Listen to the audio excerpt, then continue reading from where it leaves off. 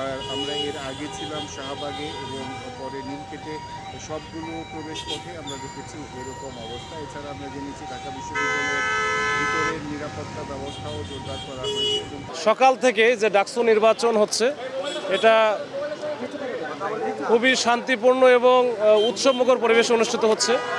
তো আমরা যারা আইন শৃঙ্খলা পরিস্থিতি নিয়ন্ত্রণের জন্য আছি, আমরা কিন্তু চেষ্টা করে যাচ্ছি সকাল থেকেই। আমরা বিশেষ করে এই ডাকসু নির্বাচন পরিচালনা যে কমিশন আছে সেই কমিশনকে আমরা সহযোগিতা করতেছি। তারা যেভাবে চাচ্ছে আমরা সেভাবেই আমরা তাদেরকে সহায়তা করতেছি।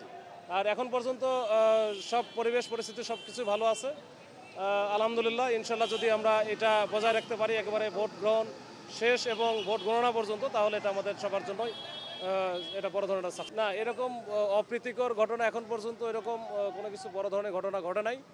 আর সন্দেহভাজন দুইজনকে যারা ভুয়া আইডি কার্ড শো করে ঢোকার চেষ্টা করতেছিল তাদেরকে ধরা হয়েছে, তাদের বিরুদ্ধে আইনগত ব্যবস্থা নেওয়া হচ্ছে। আমরা ঢাকা ইউনিভার্সিটির সাবেক ছাত্রনেতা, আমরা জাতীয়তাবাদী ছাত্র দলের সাবেক ছাত্রনেতা। এটা আমাদের আশা আকাঙ্ক্ষা স্পন্দের একটা জায়গা এবং এই স্বেচ্ছাচারী সরকার চলে যাওয়ার পর যে ডাকসু নির্বাচন হচ্ছে এটা উৎসবমুখর পরিবেশে সাধারণ শিক্ষার্থীরা অংশগ্রহণ করে সে নির্বাচন যে দিচ্ছে সেটা প্রত্যক্ষ করার জন্য আমরা এখানে আসছি এবং এসে আমরা সাধারণত বুঝতে পেরেছি যে সুষ্ঠু এবং সুন্দরভাবেই নির্বাচনটা হচ্ছে এবং স্বতঃস্ফূর্তভাবে যেভাবে শিক্ষার্থীরা ভোট দিয়ে বের হয়ে আসছে, গণমাধ্যমগুলি এবং ইউটিউবাররা যেভাবে তাদের কাছে সাক্ষাৎকার নিচ্ছে এবং সে ধারাবাহিকতা আমরা এতটুকুই বুঝতে পারলাম যে জাতীয়তাবাদী ছাত্রদল কর্তৃক প্যানেল যে ঘোষণা করা হয়েছে তারা ইনশাল্লাহ সম্মানের সহিত এখানে বিজয় অর্জন করবে এবং তারই ধারাবাহিকতায় তাদের এখানে সাধারণ জনগণকে উৎসব এবং উদ্দীপনা তৈরি করার জন্যই আমরা সাবেক ছাত্রনেতাগণ এখানে উপস্থিত হয়েছি। আমি যতটুকু এখানে আসার পরে দেখতে পাচ্ছি তাদের নিরাপত্তা ব্যবস্থা আমার কাছে সেটা সন্তোষজনকই মনে হয়েছে। আমাদের নির্দেশিত দেওয়া হচ্ছে যে ঢাকা ভার্সিটির কারেন্ট স্টুডেন্ট ছাড়া এবং প্রক্টর অফিস থেকে বৈধ আইডি কার্ড ছাড়া কাউকে আমরা কনসিডার করবো না ভিতরে ঢোকার জন্য। এবং আমাদের এখানে মেডিকেল ইমার্জেন্সি যে সকল কেস থাকে, ডক্টর বা মেডিকেল যে সকল ইমার্জেন্সি সেগুলোকে আমরা কনসিডার করছি।